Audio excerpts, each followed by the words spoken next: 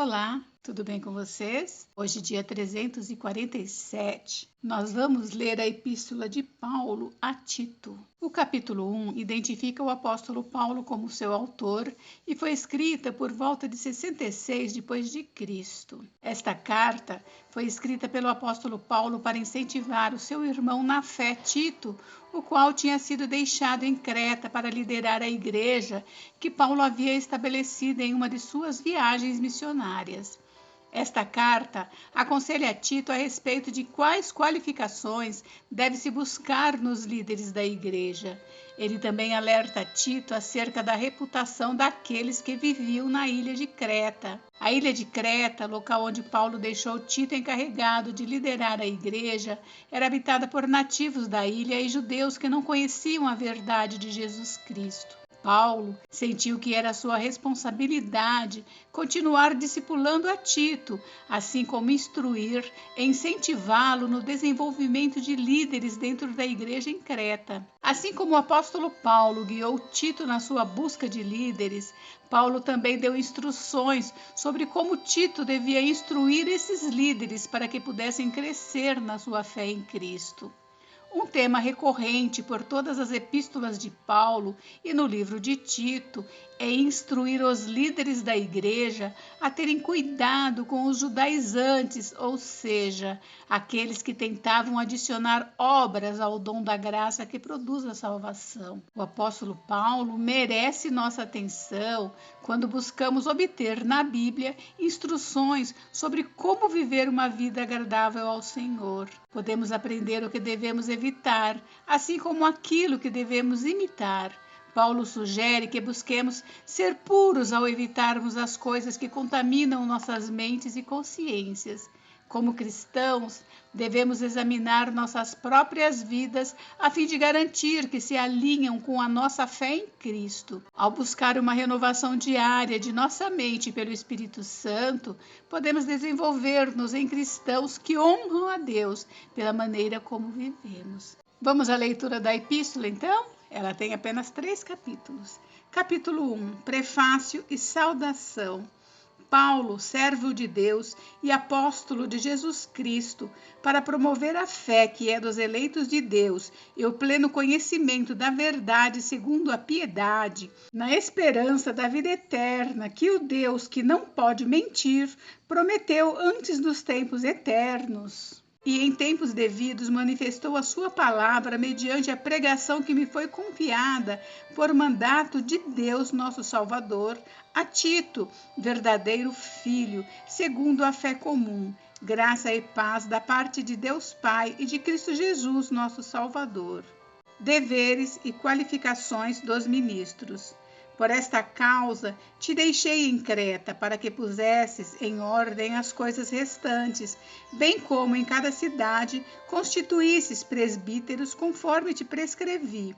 Alguém que seja irrepreensível, marido de uma só mulher, que tenha filhos crentes que não são acusados de dissolução, nem são insubordinados, porque é indispensável que o bispo seja irrepreensível como despenseiro de Deus, não arrogante, não irracível, não dado ao vinho, nem violento, nem cobiçoso de torpe ganância, antes hospitaleiro, amigo do bem, sóbrio, justo, piedoso, que tenha domínio de si, apegado à palavra fiel, que é segundo a doutrina, de modo que tenha poder tanto para exortar pelo reto ensino, como para convencer os que o contradizem. Os falsos mestres e as falsas doutrinas. Porque existem muitos insubordinados, pauradores frívolos e enganadores, especialmente os da circuncisão. É preciso fazê-los calar, porque andam pervertendo casas inteiras, ensinando o que não devem por torpe ganância. Foi mesmo dentre eles um seu profeta que disse: cretenses, sempre mentirosos, feras terríveis, ventres preguiçosos.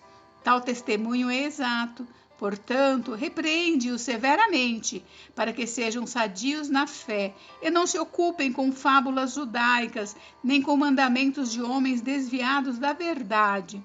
Todas as coisas são puras para os puros, todavia, para os impuros e descrentes, nada é puro, porque tanto a mente como a consciência deles estão corrompidas. No tocante a Deus, professam conhecê-lo, entretanto o negam por suas obras. É por isso que são abomináveis, desobedientes e reprovados para toda boa obra. Capítulo 2. Os deveres das várias classes de pessoas crentes.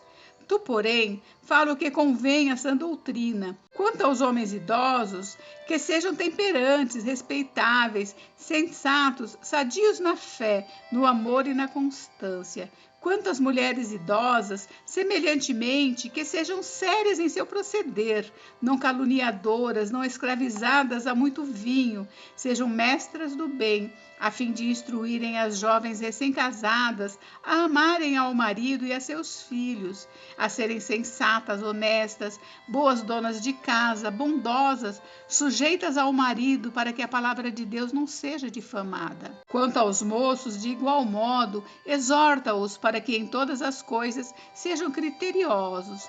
Torna-te pessoalmente padrão de boas obras. No ensino, mostra integridade, reverência, linguagem sadia e irrepreensível, para que o adversário seja envergonhado, não tendo indignidade nenhuma que dizer a nosso respeito. Quanto aos servos, que sejam em tudo obedientes ao seu Senhor, dando-lhe motivo de satisfação. Não sejam respondões, não furtem, pelo contrário, deem prova de toda fidelidade, a fim de ornarem em todas as coisas a doutrina de Deus, nosso Salvador.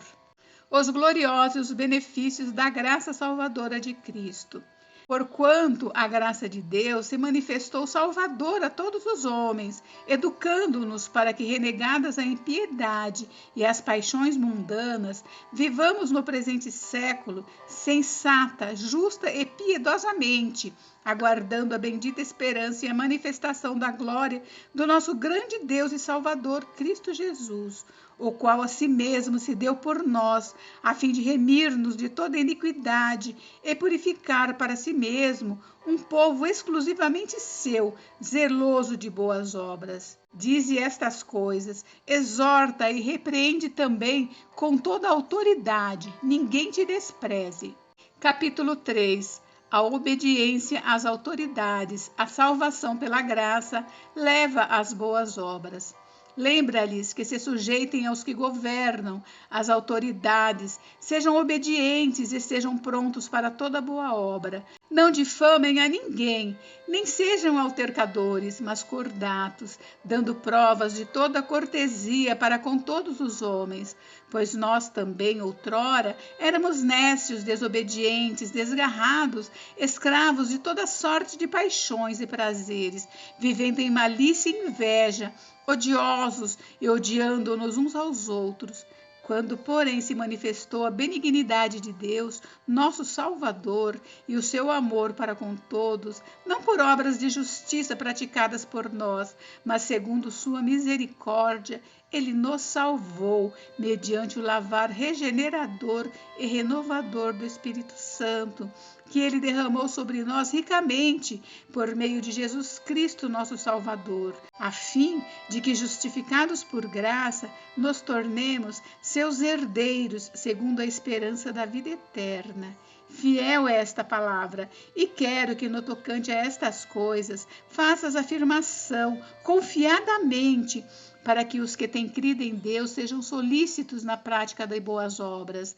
Estas coisas são excelentes e proveitosas aos homens. Evita discussões insensatas, genealogias, contendas e debates sobre a lei, porque não têm utilidade e são fúteis.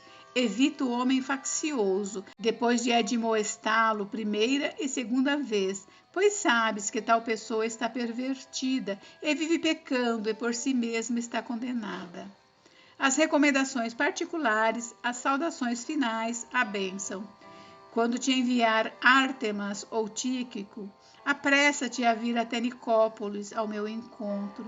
Estou resolvida a passar o inverno ali. Encaminha com diligência Zenas, o intérprete da lei, e Apolo, a fim de que não lhes falte coisa alguma. Agora, Quanto aos nossos, que aprendam também a distinguir-se nas boas obras, a favor dos necessitados, para não se tornarem infrutíferos. Todos os que se acham comigo te saúdam. Saúda quantos nos amam na fé. A graça seja com todos vós. Gente, encerramos. Amanhã nós leremos a Epístola de Paulo a Filemão. Fiquem com Deus, Deus abençoe vocês. Até amanhã. Beijos, beijos.